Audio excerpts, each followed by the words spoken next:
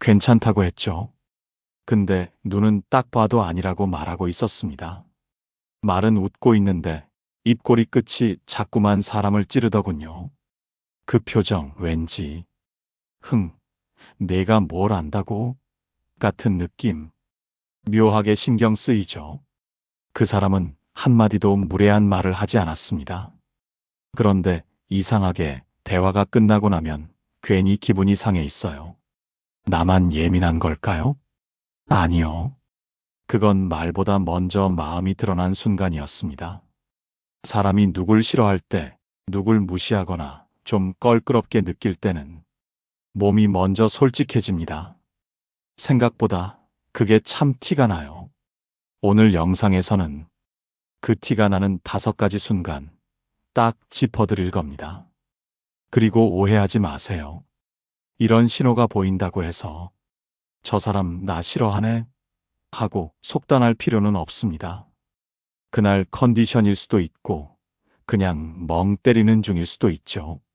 하지만 이런 미묘한 신호를 감지할 줄 아는 사람은 사람을 덜 오해하고 덜 상처받고 대화 분위기도 더 유연하게 바꿉니다. 괜히 기분 상하고 돌아서는 관계, 오늘부터는 조금 덜 겪게 되실 겁니다. 첫째, 미간이 찌푸려지면 속마음이 나왔습니다. 가만히 말하고 있는데 상대 얼굴이 점점 달라집니다. 눈썹이 찌푸려지고 코 주변이 미세하게 들썩이고 콧구멍이 살짝 넓어지는 순간 아, 내 말이 마음에 안 드나 보다 하는 직감이 오죠. 이건 설명이 따로 필요 없습니다. 누구나 본능적으로 불편해지는 표정이에요. 말은 안 하지만 얼굴이 먼저 싫어하고 말하는 상태. 우리가 말하는 첫 번째 비언어 신호, 바로 미간 찌푸림과 콧구멍 확장입니다. 미간은 감정이 올라올 때 가장 먼저 반응하는 부위입니다. 상대가 지금 상황이 마음에 안 들거나 내 말에 동의하지 않을 때 눈썹 사이가 저절로 좁아지면서 표정이 딱 굳어지죠. 문제는 그냥 피곤해서 그래요라는 말로는 그 미묘한 긴장감을 설명하기 어렵다는 겁니다. 표정은 이미 진심을 말하고 있으니까요. 콧구멍은 더 분명합니다. 살짝 벌어지는 그 움직임은 말 그대로 불편하다는 신호입니다. 동물이 위협을 느끼면 숨을 들이마시고 몸을 부풀리듯 사람도 불쾌감이 올라오면 콧구멍부터 반응합니다. 숨이 가빠지기 직전의 얼굴, 기억해둘 필요가 있습니다. 심리학자들에 따르면 미간 근육은 부정적인 정보를 처리할 때 가장 민감하게 반응한다고 합니다. 정보를 받아들이기 어렵거나 감정적으로 위협을 느낄 때 뇌가 가장 먼저 움직이는 곳이죠. 콧구멍은 그보다 더 본능적인 반응입니다. 공격을 예상하거나 긴장을 느낄 때 산소를 더 들이마시려는 준비 과정에서 무의식적으로 커진다고 해요. 그래서 우리는 이런 얼굴을 보면 굳이 말로 듣지 않아도 압니다.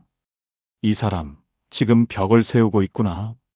보통은 지나갈 수도 있는 표정인데 한번 눈에 들어오면 계속 신경 쓰이게 되는 건 그 표정이 말보다 더 확실한 거절이기 때문입니다. 이건 예민해서 눈치채는 게 아닙니다. 사람 사이에서 살아남기 위한 본능적인 감각이죠. 둘째, 입꼬리 한쪽이 비웃음 예약 중일 때 얼마 전 지인 중 한 명이 이런 얘기를 했습니다. 회의 시간에 아이디어를 제안했는데 맞은편에 앉은 사람이 말은 없이 입꼬리를 씩 올리더라는 거예요. 눈도 안 마주치고 말도 없고 그저 한쪽 입꼬리만 살짝 올라간 그 표정. 그 순간 그 지인은 설명을 멈추며 직감했답니다. 아, 이건 무언의 비웃음이다. 내 말 자체를 얕잡아보는 눈빛이구나.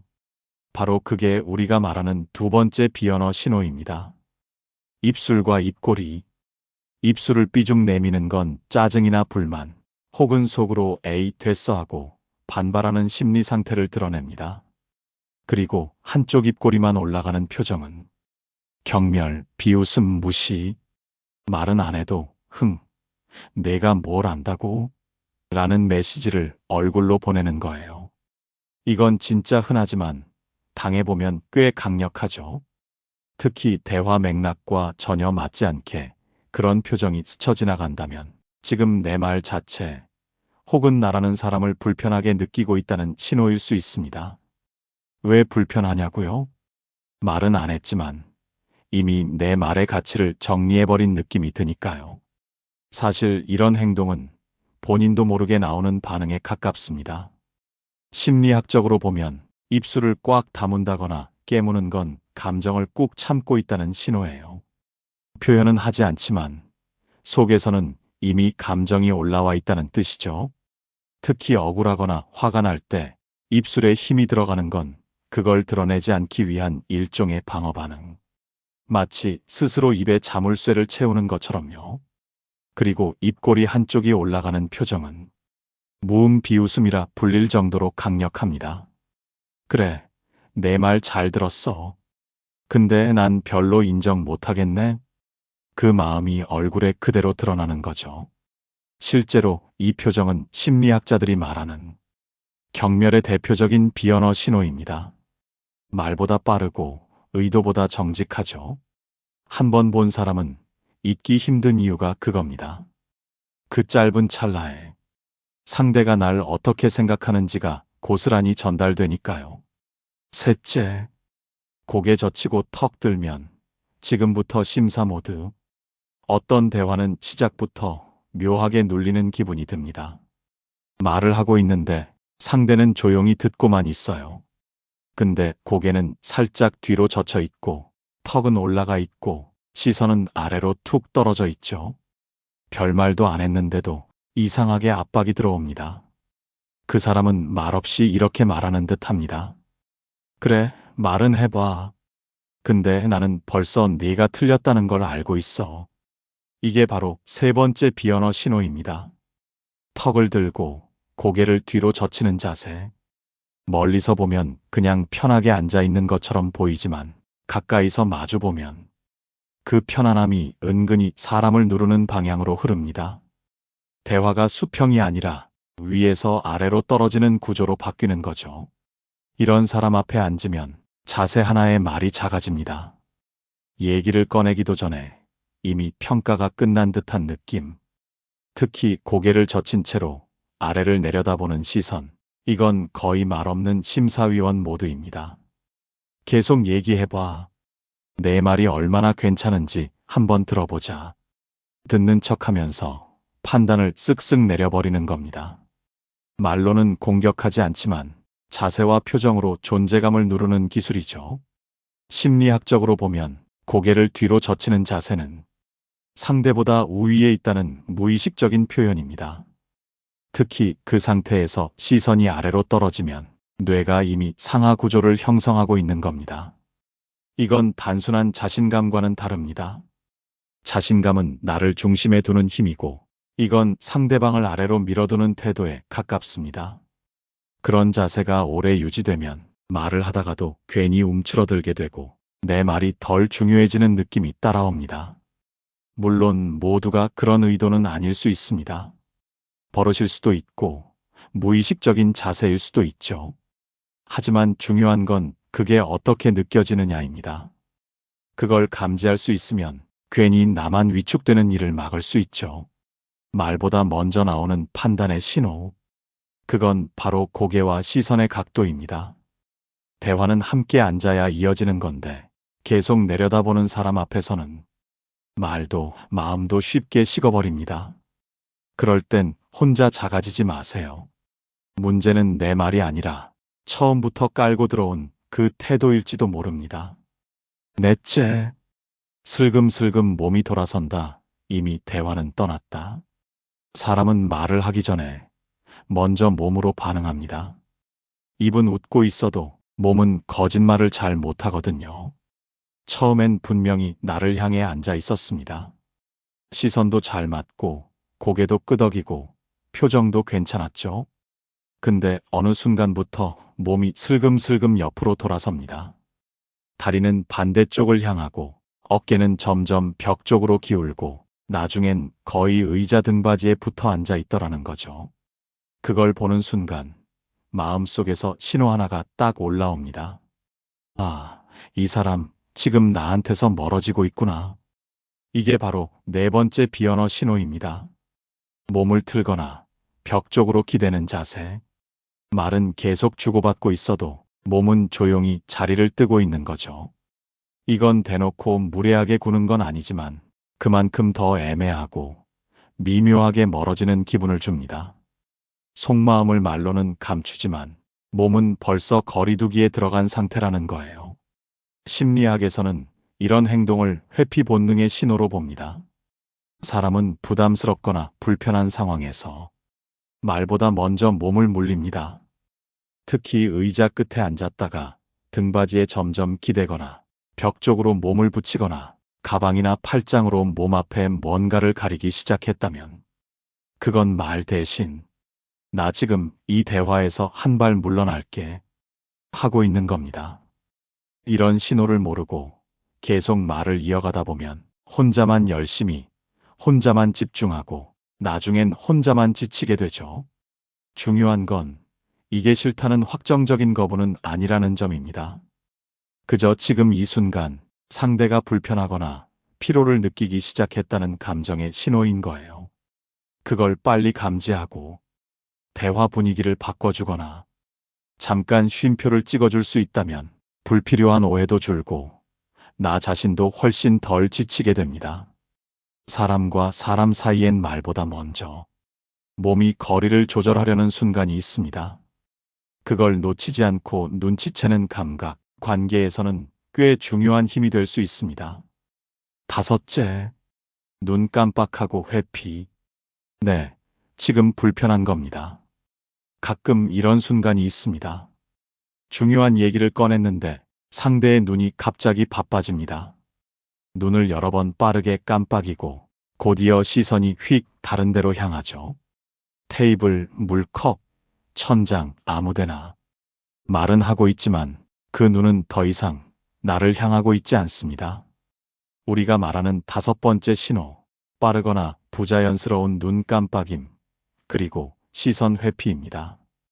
이건 단순히 눈을 피한다는 문제가 아닙니다. 그 안엔 복잡한 심리 반응이 담겨 있어요. 보통 사람은 불편하거나 감추고 싶은 말이 나왔을 때 무의식적으로 눈부터 피합니다. 그리고 자기도 모르게 눈을 자주 깜빡이죠. 이건 일종의 스트레스 방어 반응입니다. 심리학적으로는 불안, 긴장, 인지 부하가 걸렸을 때 눈 깜빡임이 늘어난다고 해요. 특히 감정이 들킬까 불안할 때 눈을 맞추는 걸 어려워하죠. 예를 들어, 내가 방금 한 말이 그 사람 마음을 찔렀다 싶은 순간 바로 이런 반응이 튀어나올 수 있습니다. 그러니까 그 눈은 단순히 안 보고 있는 눈이 아니라 멀어지고 있는 마음의 신호입니다. 물론 사람마다 원래 눈을 잘 못 마주치는 경우도 있으니까 이 한 가지 행동만으로 섣불리 판단할 순 없습니다. 하지만 중요한 건 그 반응이 언제, 어떤 맥락에서 나왔느냐입니다. 평소와 다르게 갑자기 눈을 피한다면 그건 그냥 넘어가긴 아쉬운 순간이죠. 눈은 흔히 영혼의 창이라고들 하죠. 근데 가끔 그 창은 아무 말 없이 조용히 닫히기도 합니다. 그럴 땐 굳이 문을 두드리며 매달릴 필요 없습니다. 이미 그 마음은 안에 아무도 없는 방일 수도 있으니까요. 지금까지 이야기한 5가지 신호들, 입꼬리, 미간, 고개 각도, 몸 방향, 눈의 움직임까지 그냥 무심코 나온 게 아니라 다 나름의 심리적 이유가 담긴 행동들입니다. 하지만 그렇다고 이 사람 나 싫어하네 하고 단정 지을 필요는 없어요. 사람은 누구나 피곤할 수도 있고 표정이나 자세가 습관일 수도 있으니까요. 그래서 진짜 중요한 건 이겁니다.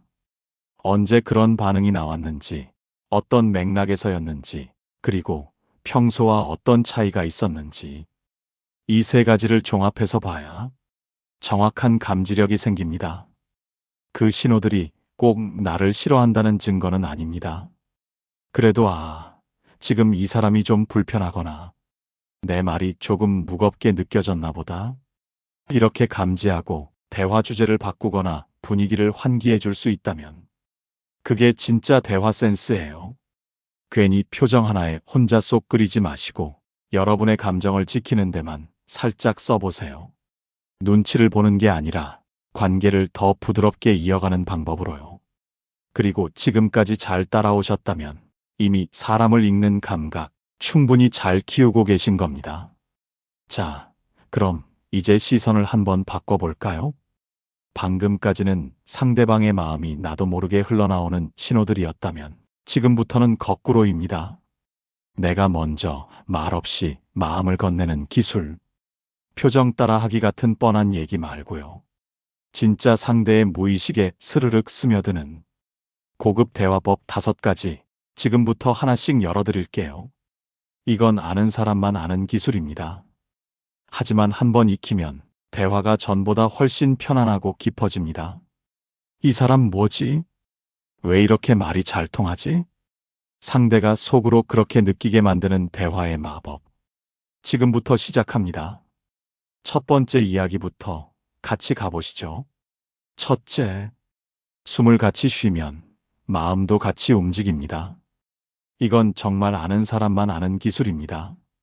그리고 솔직히 말해서 조금 섬뜩할 정도로 잘 통합니다. 대화할 때 어떻게 말해야 잘 들릴까? 만 고민하지 말고 그보다 먼저 이걸 해보세요. 바로 상대방의 호흡을 따라가는 것. 숨쉬기 따라하는 게 무슨 대화 스킬이냐고요? 근데 이게 심리학적으로 꽤 강력한 기술입니다. 사람은 무의식적으로 같은 리듬에 맞춰주는 사람에게 편안함을 느낍니다.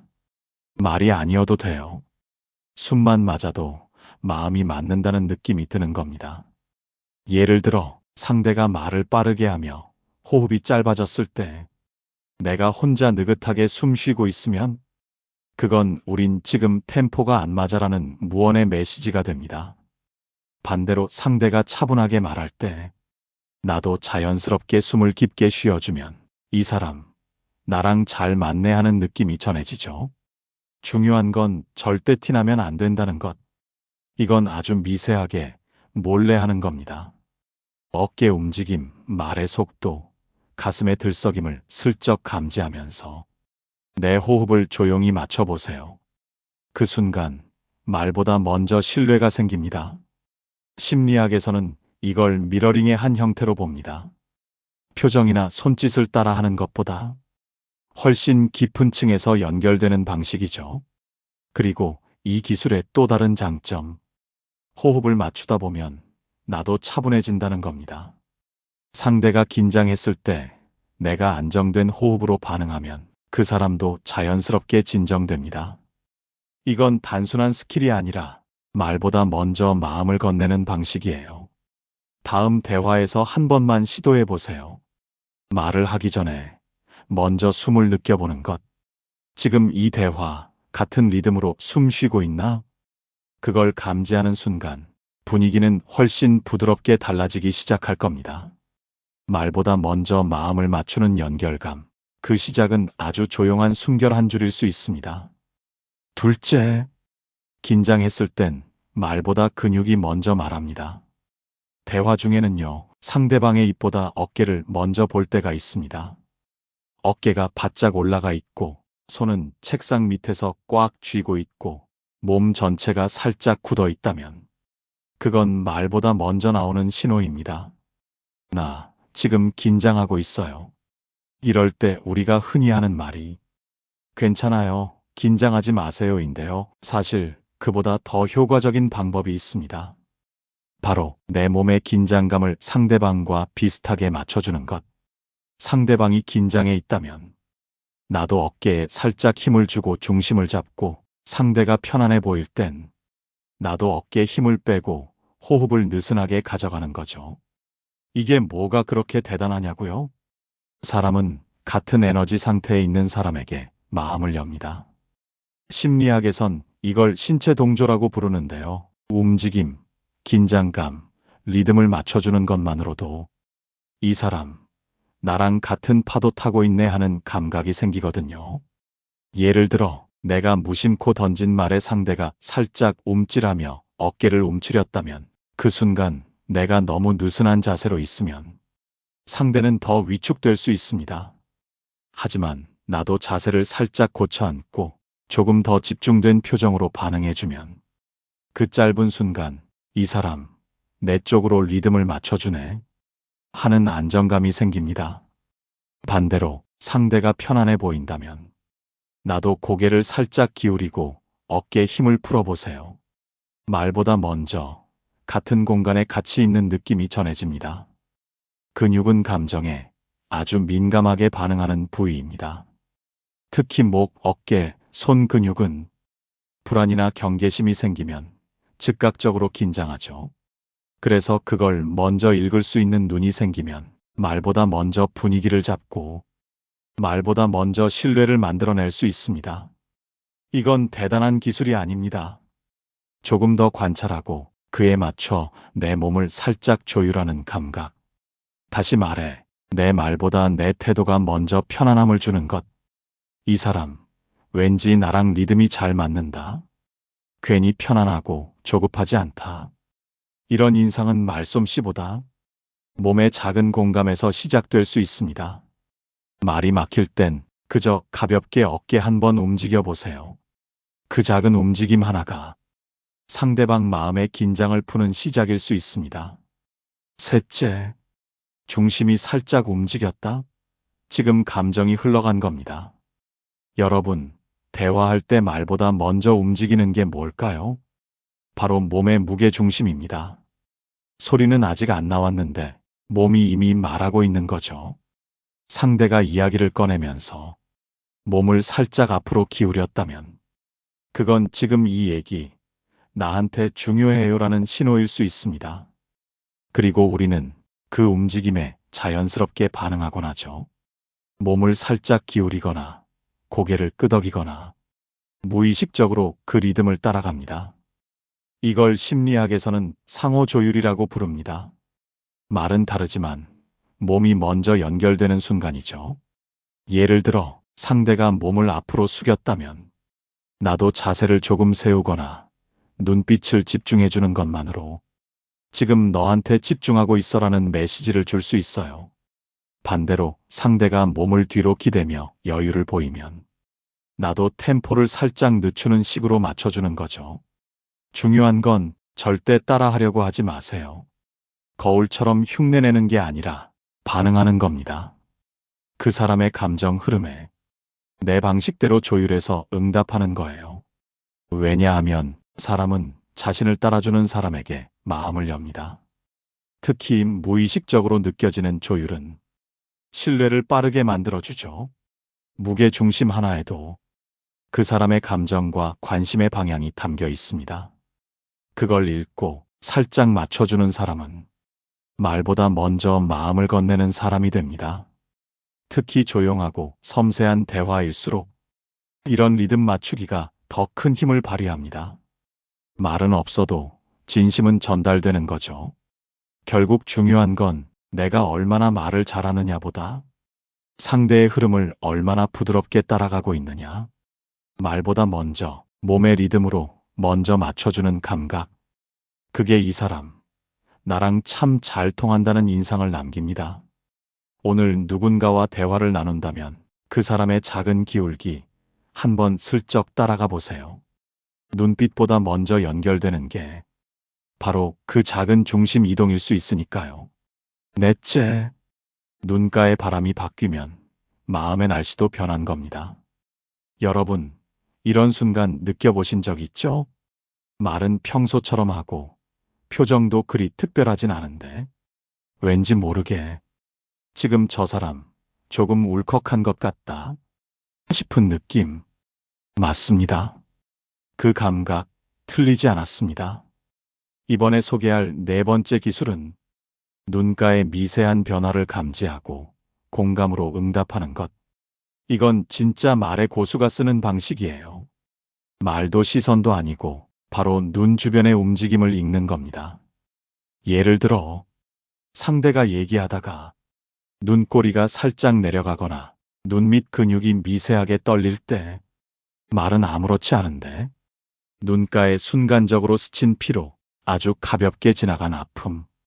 그때 내가 눈빛을 살짝 누그러뜨리거나 말없이 고개를 조용히 끄덕이는 것. 그게 바로 지금 너의 감정을 나도 느끼고 있어. 라는 조용한 메시지가 됩니다. 사람들은 눈을 마음의 창이라 하죠. 그렇다면 눈가는 그 창가에 스치는 바람 같은 겁니다. 창문은 닫혀 있어도 그 바람은 눈가에 흔적을 남깁니다. 그걸 읽을 수 있다면 대화는 정보가 아니라 진심으로 이어지기 시작하죠. 예전에 어떤 분이 이런 얘기를 했습니다. 힘든 일이 있었는데 그냥 요즘 좀 바빠요라고 툭 말했대요. 그런데 그 말을 들은 동료가 말 한마디 없이 그저 고개만 조용히 끄덕이고 눈가에 살짝 젖은 표정을 지어줬다고 합니다. 그 순간 울컥해서 이 사람은 말 안 해도 내 마음을 알아줬구나 싶어 눈물이 났대요. 그게 바로 눈가의 공감입니다. 말을 하지 않아도 눈가에서 감정이 오갈 수 있다는 것. 중요한 건 이걸 억지로 따라하려 하면 안 된다는 겁니다. 눈물 흉내 내듯 감정을 흘리는 게 아니라 진짜 마음이 움직이면 그게 내 눈가에도 자연스럽게 번져요. 이게 바로 진짜 공감이고 이 감각을 가진 사람은 말보다 먼저 따뜻함을 줍니다. 가볍게 웃어도 왜 이렇게 편안한지 모르게 만드는 사람. 그건 눈가에서 먼저 흘러나온 감정의 흐름 덕분이에요. 눈가는 작지만 그 속에는 마음의 날씨가 다 담겨 있습니다. 말보다 먼저 그 바람을 느낄 줄 아는 사람. 그게 바로 사람을 느껴주는 사람입니다. 다섯째, 침묵이 흐를 때 말보다 큰 공명이 시작됩니다. 대화 중에 갑자기 말이 뚝 끊기는 순간이 있죠. 그때 대부분은 괜히 어색해서 뭔가 말을 꺼내야 할 것 같은 기분이 듭니다. 하지만 그 순간 딱 한 박자 더 머무를 수 있는 사람. 그 사람이 진짜 고수입니다. 우리가 마지막으로 이야기할 기술은 바로 이겁니다. 침묵 속의 공명을 감지하고 함께 있어주는 능력. 겉으론 아무것도 안 하는 것처럼 보이지만 사실은 가장 섬세하고 깊은 감각이 필요한 영역입니다. 말과 말 사이의 짧은 정적. 그 안에도 감정이 흐릅니다. 그 침묵이 불안일지, 단순한 생각의 여백일지, 아니면 그냥 편안함의 표현일지, 그걸 읽을 수 있는 감각이 대화의 깊이를 정합니다. 우리는 흔히 침묵이 오면 그걸 깨야 한다고 느끼죠. 하지만 잘 생각해 보세요. 진짜 편한 사람과 있을 땐 굳이 말을 안 해도 괜찮지 않나요? 그게 바로 공명입니다. 소리 없이 서로를 느끼는 시간. 이건 말을 잘하는 능력이 아니라 존재로 함께하는 능력입니다. 예를 들어 상대가 말을 하다 멈추고 시선을 아래로 떨궜어요. 그때 바로 왜 그래? 하고 묻기보다 그 멈춤 자체를 가만히 받아주는 것. 내가 해줄 수 있는 건 그 침묵 안에 조용히 함께 머무는 것. 그게 때론 괜찮아, 말 안 해도 느껴져 라는 메시지가 됩니다. 심리학자들은 이걸 공감적 침묵이라 부르기도 해요. 신기하게도 사람은 자기 말에 누가 어떻게 반응했는지보다 자기 침묵에 누가 어떻게 머물러 줬는지를 더 오래 기억합니다. 말이 많았던 대화보다 침묵이 편안했던 순간이 더 오래 남습니다. 물론 모든 침묵이 다 좋은 건 아니에요. 불편해서 생긴 침묵도 있죠. 그럴 땐 애써 외면하지 말고 그 감정을 감지하고 받아줄 줄 아는 게 필요합니다. 예를 들어 상대가 울컥해서 말을 멈췄다면 그때 같이 숨을 고르며 조용히 기다려주는 것. 그게 오히려 대화를 더 진심으로 만듭니다. 결국 이건 침묵을 버티는 능력이 아니라 침묵을 통해 연결되는 능력입니다. 진짜 공감은 말이 아니라 말 사이의 빈 공간에서 만들어집니다. 그 공간에 내가 조급하지 않게 함께 머물러 줄 수 있다면 상대는 마음을 엽니다. 그리고 묘하게도 그 다음엔 내 말에도 훨씬 더 귀를 기울이게 되죠. 그냥 말을 잘하는 사람보다 말하지 않아도 믿음이 가는 사람. 우리가 닮고 싶은 사람은 바로 그런 사람이 아닐까요? 사람의 진심은 말보다 먼저 얼굴에 스칩니다. 입꼬리의 방향, 미간의 움직임, 고개와 몸의 각도, 눈빛 하나에도 마음이 다 담기거든요. 그걸 놓치지 않고 살피는 건 상대방을 파악하기 위한 기술이기도 하지만 무엇보다 내 마음이 괜히 다치지 않도록 스스로를 지키는 감각입니다. 그리고 때론 내가 먼저 그 미세한 리듬에 맞춰줄 수도 있죠. 호흡을 맞추고 눈가의 작은 떨림에 공감하고 침묵 속의 분위기까지 같이 느껴줄 수 있다면 그 자체로 이미 좋은 관계를 만들어가는 시작입니다. 신호 하나하나에 매달릴 필요는 없어요. 하지만 흐름을 읽을 줄 안다면 사람과 사람 사이가 훨씬 덜 복잡해지고 불필요한 오해도 줄어들 겁니다. 오늘 이야기가 그 감각을 조금 더 단단하게 해주는 작은 힌트가 되었길 바랍니다. 함께 해주셔서 고맙습니다. 다음 시간에도 사람의 마음을 더 깊이 들여다보는 이야기로 찾아올게요. 삶의 지혜, 지금 이 순간입니다.